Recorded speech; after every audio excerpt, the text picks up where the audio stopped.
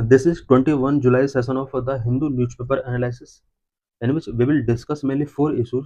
The first issue is related to artificial intelligence, and the second issue is related to language debate in Maharashtra, and third issue is what is the direction on sugar and salt labeling, and the fourth issue is related to India European Union relations. So let's discuss all the issues in detail. In this lecture, we will discuss about India European Union relations. What is European Union? The European Union is a political and economic union of 27 member states located primarily in Europe continent. European Union एक political and economic union है about 27 member countries का, जो कि Europe continent के अंदर mainly सारे countries situated है. The European Union was established by the Maastricht treaty which came into force on November 1 1993. Maastricht treaty के साथ यूरोपियन यूनियन 1993 में एस्टेब्लिश किया जाता है. The main goal of the European Union is to promote cooperation and integration among its member states in order to enhance economic and political stability in the Europe. European union को establish करने का जो main objective था वो सभी member countries के बीच में इकोनॉमिक कोऑपरेशन को बूस्ट करना, प्रमोट करना एंड सभी कंट्रीज को इंटीग्रेट करना था, सो दैट यूरोप के अंदर इकोनॉमिक एंड पॉलिटिकल स्टेबिलिटी को एनहांस किया जा सके. The European Union has its own currency the euro which is used by 19 of the member state. European Union की अपनी एक करेंसी है जिसका नाम यूरो है, और अबाउट 19 कंट्रीज ऐसे हैं जिनकी अपनी नेशनल करेंसी भी यूरो है. European Union has a single market where goods services and capital can move freely. European Union का एक सिंगल मार्केट है जिसमें goods, services and capital freely तरीके से मूव कर सकती है. What is the genesis and evolution of the European Union? European Union का जेनेसिस एंड एवोल्यूशन के बारे में कुछ इंपॉर्टेंट पॉइंट्स हम यहाँ पर डिस्कस करेंगे. The European Union has its root in the aftermath of World War second when European leaders sought to promote peace, stability and prosperity in the continent. European Union के establishment का जो root रहा है वो world War second का जो aftermath रहा है, उसके बाद यूरोपियन यूनियन को एस्टेब्लिश किया गया बिकॉज यूरोपियन कॉन्टिनेंट के अंदर वर्ल्ड वॉर सेकंड के बाद पीस, स्टेबिलिटी एंड प्रॉस्पेरिटी को प्रमोट करने के लिए यूरोप के अंदर से कुछ लीडर्स ने डिमांड की कि एक इस तरह का यूनियन हमारे इस कॉन्टिनेंट के अंदर होना चाहिए. European economic community 1957. European Economic Community was established by the Treaty of Rome. It aimed to create a common market among its member states and to promote economic growth and cooperation. 1957 में Europe के अंदर European economic community establish की जाती है, और treaty of Rome के under ये community establish की जाती है, जिसका मेन ऑब्जेक्टिव यूरोप के अंदर एक कॉमन मार्केट क्रिएट करना था, so that all member countries economic growth and cooperation को प्रमोट कर सकें. European Free Trade Association in 1960. It was created to promote a free trade and economic integration between certain countries not in European Economic Community. 1960 में European free trade association establish किया जाता है, so that Europe के अंदर जो countries EEC के member नहीं है उन कंट्रीज को फ्री ट्रेड के लिए एंड इकोनॉमिक इंटीग्रेशन के लिए प्रमोट किया जा सके. मैस्ट्रिक्ट treaty 1993. It transformed the EEC into the European Union and expanded the scope beyond economic integration to include political, social and security policies. 1993 में मैस्ट्रिक्ट ट्रीटी की जाती है, और यही ट्रीटी है जहां पर यूरोपियन यूनियन को इसके थ्रू एस्टेब्लिश किया गया. मैस्ट्रिक्ट ट्रीटी ने EEC को यूरोपियन यूनियन में ट्रांसफॉर्म किया, और यहाँ पर यूरोपियन यूनियन का अब जो स्कोप है वो इकोनॉमिक इंटीग्रेशन से कहीं बियॉन्ड हो जाता है. इसके अंदर political, social and security policies यहाँ पर इसके अंदर इंक्लूड कर दी जाती है. इट मीन्स प्रीवियस का जो EEC था वो ओनली इकोनॉमिक इंटीग्रेशन के लिए था, बट जैसे ही EEC को यूरोपियन यूनियन में ट्रांसफॉर्म किया गया, इसके under political, social and security policies भी इंक्लूड कर दी जाती है. Euro introduce in 1999. Euro was introduce in 11 countries for commercial and financial transaction only. 1999 में यूरोपियन यूनियन के अंदर यूरो को एक कॉमन करेंसी के तौर पर इंट्रोड्यूस किया जाता है. स्टार्टिंग में एक फिजिकल करेंसी के तौर पर इसको इंट्रोड्यूस किया गया था. स्टार्टिंग में ये एक डिजिटल करेंसी, फिजिकल नहीं डिजिटल करेंसी के तौर पर यूज किया गया था, बट बाद में इसको फिजिकल करेंसी के तौर पर यूज किया गया. Treaty of Lisbon 2007. Treaty of Lisbon was signed to make the European Union more democratic, efficient, and transparent, and thereby able to tackle global challenges such as climate change, security, and sustainable development. 2007 में treaty of Lisbon sign की जाती है, और ये जो treaty होती है sign इसलिए की जाती है सो दैट यूरोपियन यूनियन को मोर डेमोक्रेटिक बनाया जा सके, एफिशिएंट एंड ट्रांसपेरेंट इसको बनाया जा सके, और global challenges such as climate change, security and sustainable development से रिलेटेड इश्यूज को इजीली तरीके से टेकल किया जा सके। Croatia become the 27th European Union member in 2013। Present में यूरोपियन यूनियन के अंदर अबाउट 27 मेंबर कंट्रीज हैं। 27th कंट्री जो रहा है 2013 में, क्रोमिया ने इसको ज्वाइन किया था। इट मीन सबसे लास्ट का जो कंट्री रहा है वो क्रोएशिया क्रोएशिया ने इसको ज्वाइन किया था 2013 में। United Kingdom votes to leave the EU 2016 in a referendum in 2016 52% of voters in the UK voted for the UK to leave the European Union. UK ने 2016 में यूरोपियन यूनियन को left करने के लिए वोट किया, और ये अपने आप को यूरोपियन यूनियन से अपने आप को 2020 में एग्जिट कर लेता है। What is the governance structure of European Union? European Union का गवर्नेंस स्ट्रक्चर क्या है? There are four more decision making institutions that lead the European Union administration.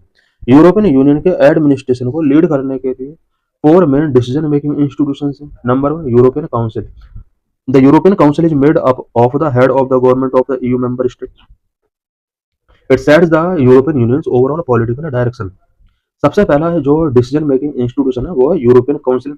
European council European Union के मेंबर स्टेट के जो head of government होते हैं उसके द्वारा कंप्राइज होता है, और यूरोपियन यूनियन के जितने भी पॉलिटिकल डायरेक्शंस हैं वो इसको लीड करते हैं। Number 2, European commission. The European commission is the executive branch of European Union. European Union का एग्जीक्यूटिव ब्रांच यूरोपियन कमीशन होता है। Number 3, European parliament. It is the directly elected legislative body of the European Union. European parliament जो होता है वो European Union की एक elected legislative body होती है। Number 4, council of European Union. It is the main decision making body of the European union. Council of European Union और European union council ये यूरोपियन यूनियन की मेन डिसीजन मेकिंग बॉडी है। It represent the interest of member state and is responsible for adopting legislation and coordinating policies. The work of the above institutions is complemented by other institutions and policies. अभी जो हमने ये 4 decision making bodies के बारे में पढ़ा, इन सभी bodies के वर्क को कॉम्प्लीमेंट करने के लिए कुछ अदर इंस्टीट्यूशंस या बॉडीज होती है, such as number 1, court of justice of the European Union. It is the supreme court of European Union. Court of justice of European Union ये यूरोपियन यूनियन की सुप्रीम कोर्ट होती है। It ensure that EU law is interpreted and applied in a consistent manner across all member state. European Union court of justice ये ensure करता है कि European union law जो भी हैं उन्हें इंटरप्रेट किया जाए और ऑल मेंबर स्टेट के द्वारा कंसिस्टेंट मैनर में उनको अप्लाइड किया जाए। Number 2, European central bank responsible for keeping price stable in euro area and it's monetary and exchange rate policy. European Union का एक सेंट्रल बैंक भी है जो कि प्राइस स्टेबिलिटी के लिए रिस्पॉन्सिबल है, और monetary and exchange rate policy से रिलेटेड इश्यूज को भी यही डील करता है। Number 3, European court of auditors contributes to improving EU financial management and act as the independent guardian of the financial interest of the European citizen. European court of auditor जो होता है वो European Union के financial management को improve करने में एक important role play करता है।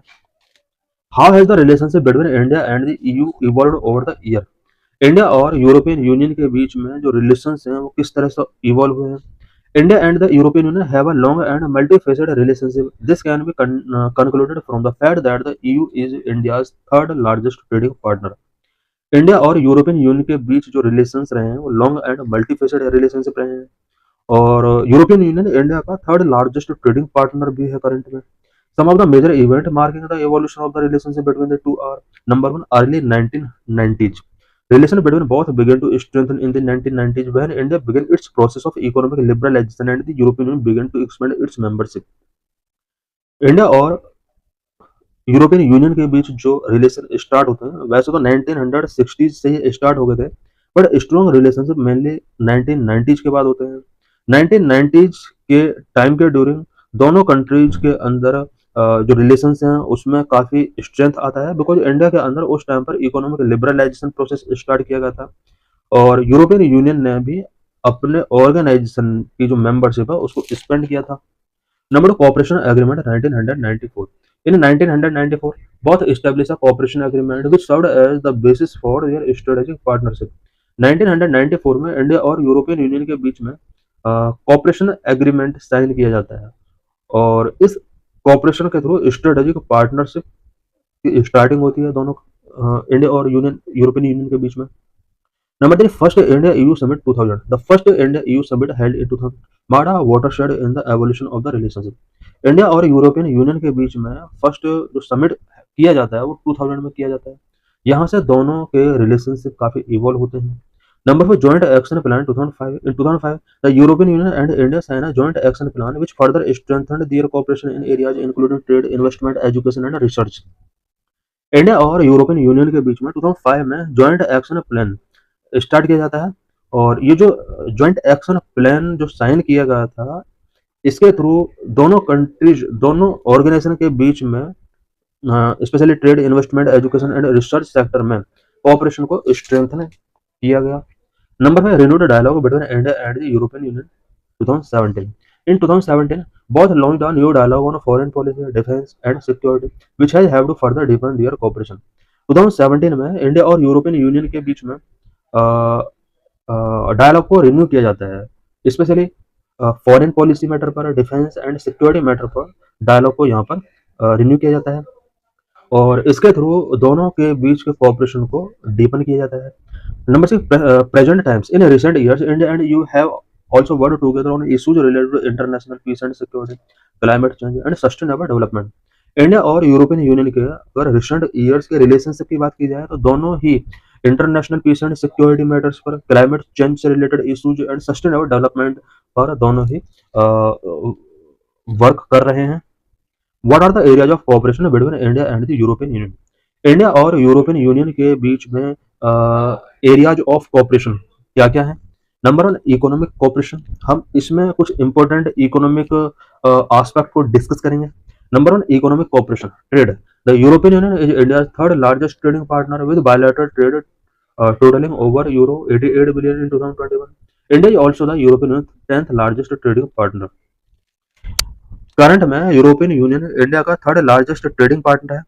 दोनों के बीच में 2021 में जो बायलैटरल ट्रेड हुआ था वो यूरो 88 बिलियन का बायलैटरल ट्रेड हुआ। इंडिया भी यूरोपियन यूनियन के लिए 10th लार्जेस्ट ट्रेडिंग पार्टनर है। Investment, the European Union is also a major source of investment for India. Tata group, an Indian multinational company, has a significant presence in the European Union. India के लिए European Union एक major source of investment है, because European Union ने यहाँ पर various sectors में invest किया हुआ है। इंडिया का भी कुछ multinational company such as Tata group, इसका भी यूरोपियन यूनियन के कुछ कंट्रीज के अंदर such as France and Italy के अंदर सिग्निफिकेंट प्रेजेंस है। Infrastructure development. The European Union has supported India's effort to modernize its infrastructure, including through the financing of the project in sectors such as energy and transport. India में infrastructure development के लिए European Union ने एक important role play किया है, specially energy and transport sector में European Union ने Indian project को फाइनेंस किया है। Number 2, political cooperation, strategic partnership. Both have a strategic partnership which include a regular high-level political dialogue and cooperation on issues such as counter-terrorism and non-proliferation. India और European Union के बीच strategic partnership है। दोनों ही regular high level political dialogue conduct करते हैं and कुछ important issues such as counter terrorism and non proliferation matter पर एक दूसरे को कोऑपरेट करते हैं। Development assistance, European Union has provided development assistance to India, including support for programs in areas such as health, education, and agriculture. European Union ने India को various sector में development assistance provide किया है, such as health sector में, education sector में and agriculture sector में। Next, cooperation on terrorism, cyber security and climate change. India और European Union terrorism, cyber security and climate change में एक दूसरे को कोऑपरेट कर रहे हैं। EU and India have jointly held a number of conferences and workshops on cybersecurity and cooperated on efforts to combat terrorism. Number 3, security cooperation. India and European Union have worked together on regional and global security issues, including through the United Nations and other multilateral organizations. India और European Union ने regional and global security issues पर भी एक दूसरे को cooperate किया है। Number 4, research and innovation. Both have cooperated on scientific research and innovation including through the European Union's Horizon 2020 program. India और यूरोपियन यूनियन दोनों ही ने scientific research and innovation sector में एक दूसरे को कोऑपरेट किया है। This programme support specially European Union's Horizon 2020 programme. This programme support joint research and innovation project in area such as renewable energy, health and advanced materials. EU Horizon 2020 programme के तहत दोनों it means European Union and India research and innovation project में जो भी इससे related programme में support कर रहे हैं एक दूसरे को, specially renewable energy, health and advanced material areas में दोनों ही रिसर्च एंड इनोवेशन को बूस्ट कर रहे हैं। Number 5 cultural and educational exchange. India and European Union have a number of cultural and educational exchange programs, including the Erasmus Plus program, which allow Indian students to study in the European Union and vice versa. India और European Union के बीच में कुछ cultural and educational exchange हो रहे हैं and इसके लिए Erasmus plus programme important role play करता है। इस प्रोग्राम के अंडर इंडियन स्टूडेंट को यूरोपियन यूनियन के अंडर स्टडी करने का मौका मिलता है और वहां के स्टूडेंट को इंडिया में स्टडी करने का मौका मिलता है। It means Erasmus plus programme India और यूरोपियन यूनियन के बीच कल्चरल एंड एजुकेशनल एक्सचेंज में एक इंपॉर्टेंट रोल प्ले करता है। Number 6 multilateral cooperation. The European Union and India cooperated on various global issues including climate change, development and security. European Union और India various global issues such as climate change, development and security sector में भी एक दूसरे को cooperate कर रहे हैं। The European Union has supported India's effort to gain greater access to the global trade system including WTO। European Union ने India का हमेशा जो भी एफर्ट रहा है ग्लोबल ट्रेड सिस्टम में ग्रेटर एक्सेस को गेन करने के लिए या WTO के अंडर ग्रेटर एक्सेस गेन करने के लिए यूरोपियन यूनियन ने इंडिया का हमेशा सपोर्ट किया है। What are the various directions of government on sugar and salt labeling? Sugar and salt labeling से रिलेटेड रिसेंटली गवर्नमेंट के कुछ डायरेक्टिव्स रिलीज हुए हैं, वो क्या क्या है उससे रिलेटेड कुछ इंपॉर्टेंट पॉइंट्स हम इस आर्टिकल के अंदर डिस्कस करेंगे। Why news? The Union Health Ministry has urged all government departments to prominently display the amount of oil and sugar content on popular Indian snacks including samosas, vada pavs, kachoris, pizzas and burger etc. Union health ministry ने recently government का all department के लिए ये directive release किया है कि वो अपने छोटे छोटे डिपार्टमेंट के लिए नोटिस रिलीज कर रहे हैं कि उनके एरियाज में समोसा, वड़ा पाव, कचौड़ी, पिज्जाज एंड बर्गर्स के अंदर ऑयल एंड शुगर कंटेंट कितना यूज किया जा रहा है या पॉपुलर इंडियन स्नैक्स के अंदर कितना oil and sugar content use किया जा रहा है, इससे रिलेटेड थोड़ा एक्टिवनेस वो बढ़े सोसाइटी के अंदर।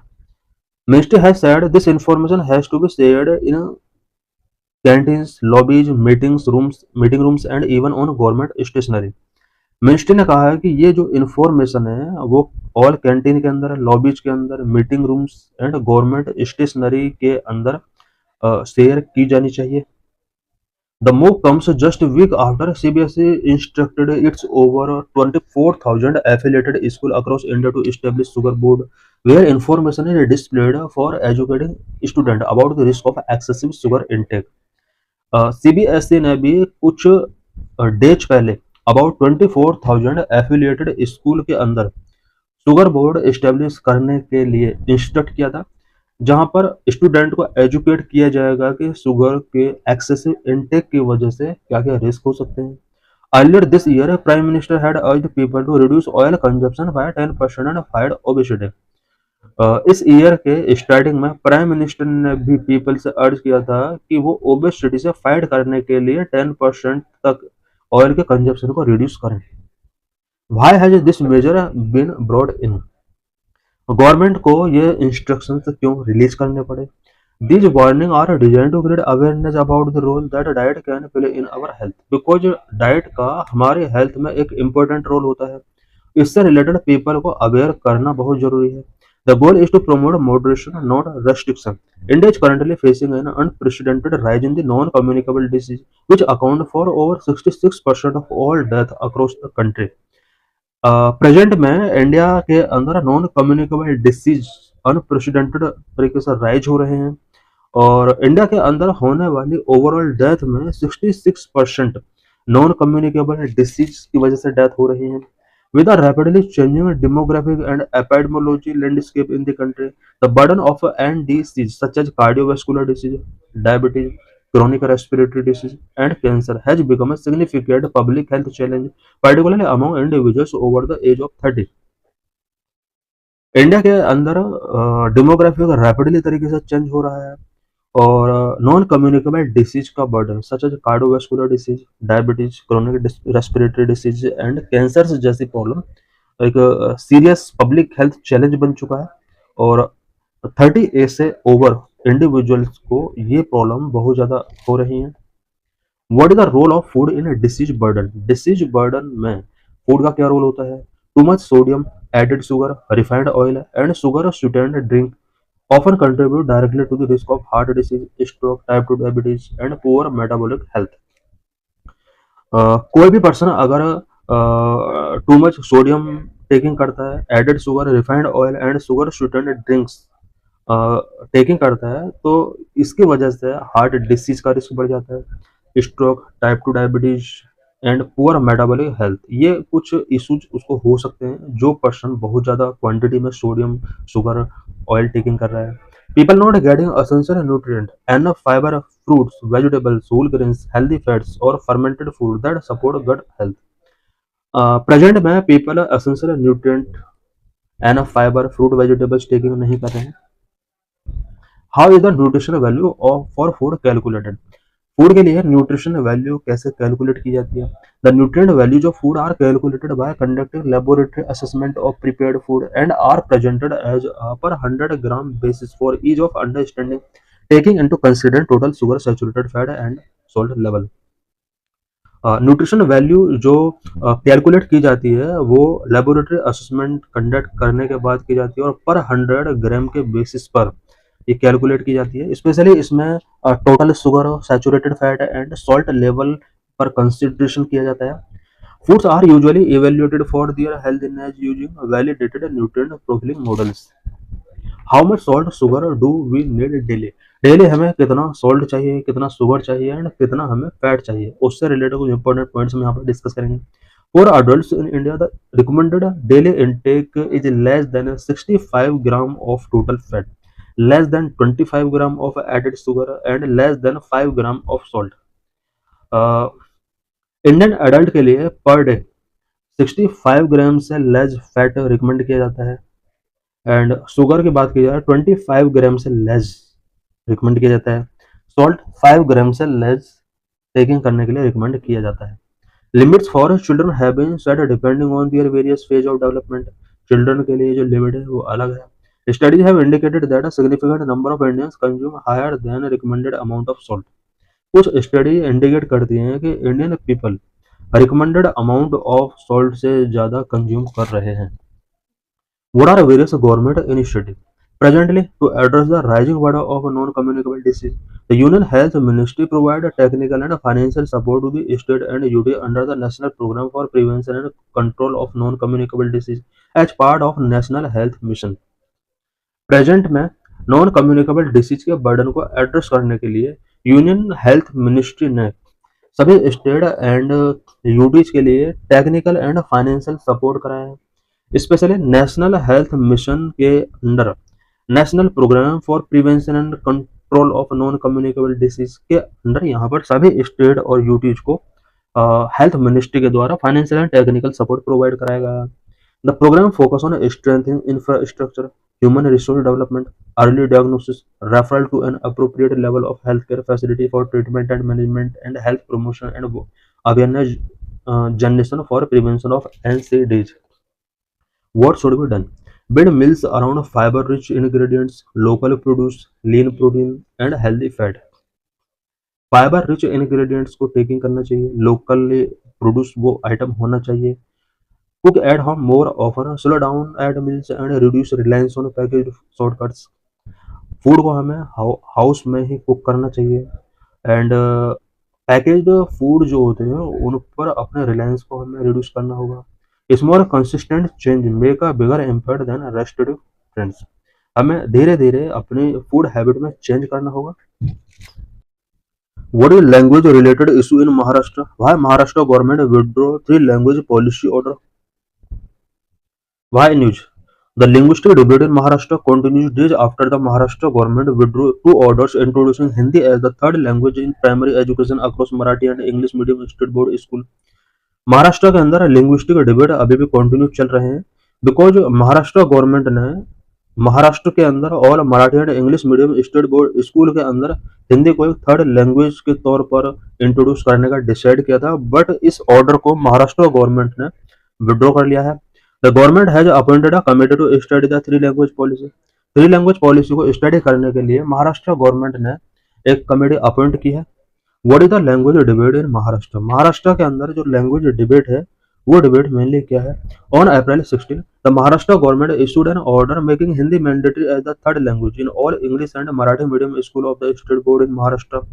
अप्रैल 16 को महाराष्ट्र गवर्नमेंट के द्वारा हिंदी लैंग्वेज को थर्ड लैंग्वेज के तौर पर मैंडेटरी करने के लिए एक नोटिस इशू किया गया था। Specially English and Marathi medium school जितने भी हैं स्टेट के अंदर उन सभी स्कूल्स में प्राइमरी एजुकेशन में थर्ड लैंग्वेज के तौर पर हिंदी को यहाँ पर इस ऑर्डर के थ्रू कंपलसरी किया गया था। The government said that it was as per the provisions of the national education policy 2020। Government का कहना था कि ये नेशनल एजुकेशन पॉलिसी 2020 के अकॉर्डिंग था। At present two languages are being taught from grade 1 to grade 4 in all the English and Marathi medium school in the state. Present में English and Marathi medium school जितने भी हैं महाराष्ट्र के अंदर ग्रेड 1 से लेकर ग्रेड 4 तक वहां पर ओनली टू लैंग्वेज को पढ़ाया जाता है, थर्ड लैंग्वेज वहां पर नहीं पढ़ाई जाती है। As per the state education framework 2024 Hindi will be mandatory as the third language in all the English and Marathi medium school from grade 1 to grade 5 the order stated. Order जो गवर्नमेंट के द्वारा पास किया गया था स्टेट एजुकेशन फ्रेमवर्क 2020 के according इस order के अंदर ये प्रोविजन किया गया था कि ग्रेड 1 से ग्रेड 5 के स्टूडेंट के लिए हिंदी को एक थर्ड लैंग्वेज के तौर पर यहाँ पर मैंडेटरी किया गया था इस ऑर्डर के through. Till now third language was introduce only in grade 5 in English and Marathi medium state board school. अभी तक जो थर्ड लैंग्वेज इंट्रोड्यूस किया गया है महाराष्ट्र के अंदर वो ग्रेड 5 से स्टार्ट किया जाता है। 1 से 4 क्लासेस या ग्रेड के स्टूडेंट के लिए थर्ड लैंग्वेज का वहाँ पर कोई प्रोविजन नहीं है। The other medium school already have a three language policy in primary education. Other medium school जो भी हैं उन स्कूल के अंदर प्राइमरी एजुकेशन के लिए थर्ड लैंग्वेज पॉलिसी ऑलरेडी वहां पर चल रही है। What was the reaction? There was widespread opposition to the government's decision on two grounds. First, that a third language should not be imposed in primary school from grade 1 to grade 5. Second ground was about the imposition of Hindi.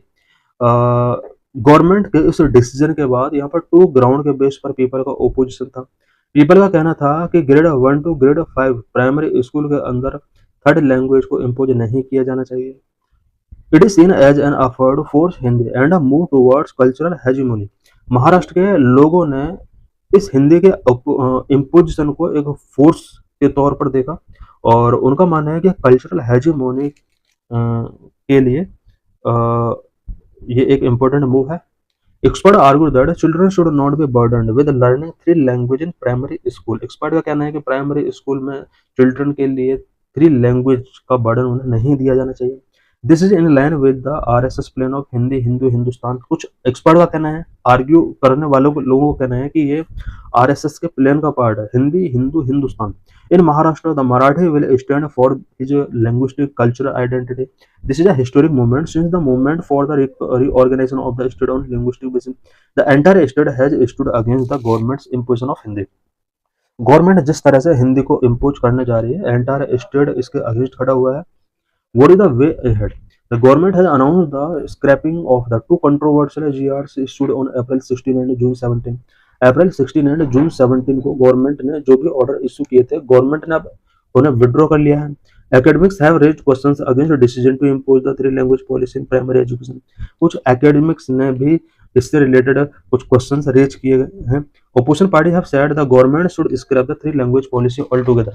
Opposition parties के leader का कहना है कि three language policy ही गलत है, इसको change करना चाहिए। We will not accept the three language policy. लोगों का कहना है कि हम इस थ्री लैंग्वेज पॉलिसी को एक्सेप्ट नहीं। What is artificial intelligence and what is the significance of artificial intelligence? Artificial intelligence is an emerging technology that enable machines and computers to simulate human intelligence and problem solving capabilities.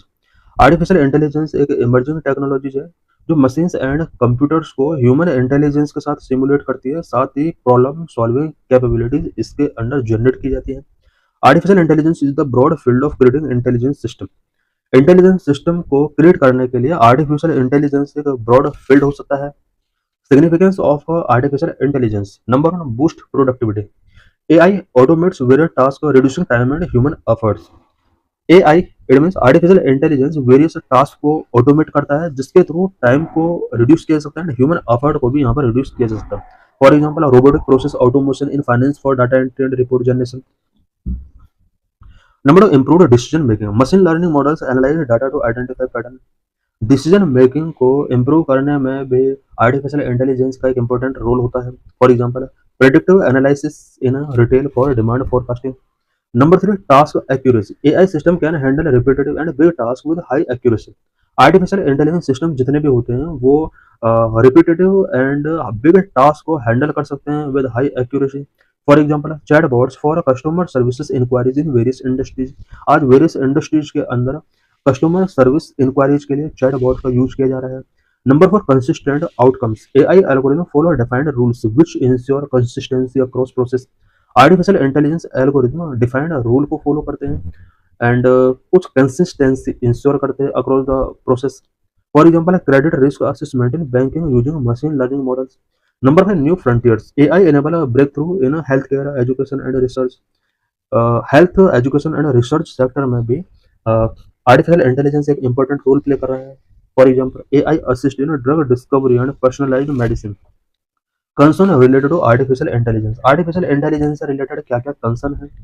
Number one, job loss. Artificial intelligence automation can lead to job displacement specially in repetitive and routine task industries.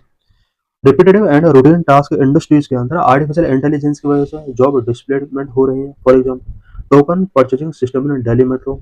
Number two, ethical concern. AI system can perpetuate biases present in algorithm. Algorithm के अंदर जो biases है वो perpetuate हो सकते हैं। For example, facial recognition system showing bias against certain ethnicities.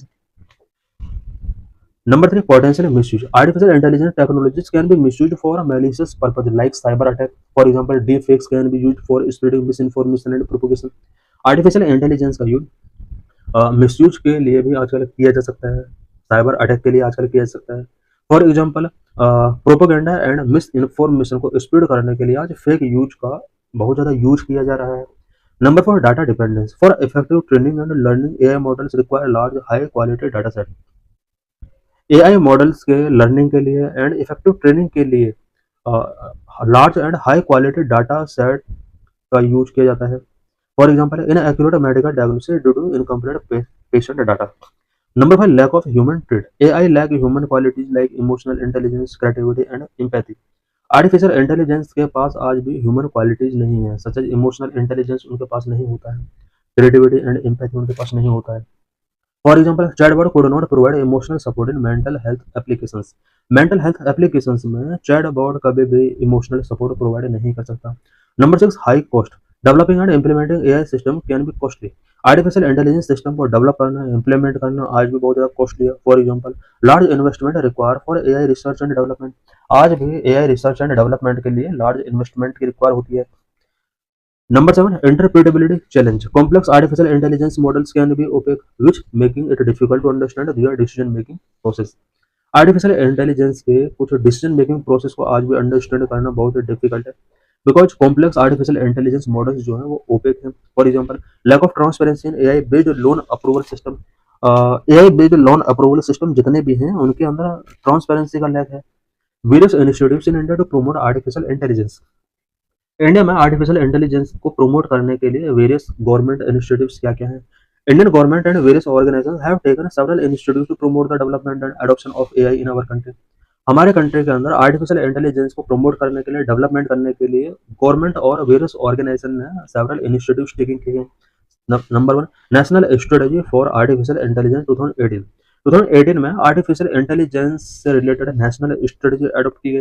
It outline the mission, vision and comprehensive plan to leverage artificial intelligence for economic growth and social development.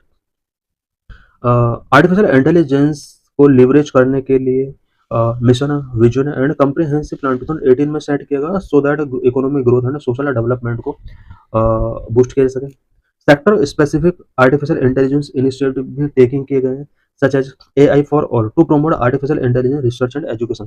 Artificial intelligence research and education को promote करने के लिए India के अंदर AI for all mission start किया गया। Number 3, responsible AI for social empowerment, RAISE. It aims to develop AI based solution for social good. Social good के लिए AI बेस्ड सॉल्यूशन को डेवलप करने के लिए इंडिया के अंदर रेज प्रोग्राम स्टार्ट किया गया है। RAISE means responsible AI social empowerment. Number 4, AI for agriculture. Agriculture sector में भी AI का यूज किया जा रहा है to improve agriculture productivity and farmers welfare. Agriculture productivity को इम्प्रूव करने के लिए एंड फार्मर वेलफेयर के लिए भी AI फॉर एग्रीकल्चर स्टार्ट किया गया। Number 5, responsible AI for you to equip young people with the necessary skill of AI। India के यूथ पीपल के अंदर AI स्किल को डेवलप करने के लिए responsible AI for youth start किया गया। Number 6, AI centres for excellence. The government has established AI centre for excellence in various universities and institutes such as IIT to promote research and development in AI। Artificial intelligence में research and development को promote करने के लिए government of India ने various universities and institute such as IITs के अंदर AI centres excellence start किए हैं। Number 7, Future Skill Prime. It is a joint initiative by METI and NESCOM, a skill development program aimed at reskilling and upskilling IT professionals in emerging technologies, including AI, to bridge the talent gap. Talent gap को bridge करने के लिए IT professionals को री-स्किलिंग करने के लिए METI and NESCOM के द्वारा एक जॉइंट इनिशिएटिव स्टार्ट किया गया है सो दैट इमर्जिंग टेक्नोलॉजीज के साथ फाइट किया जा सके। Number 8, India AI is it is the national AI portal of India.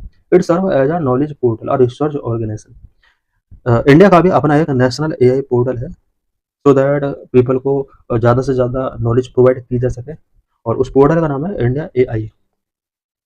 This is PYQ related to this article.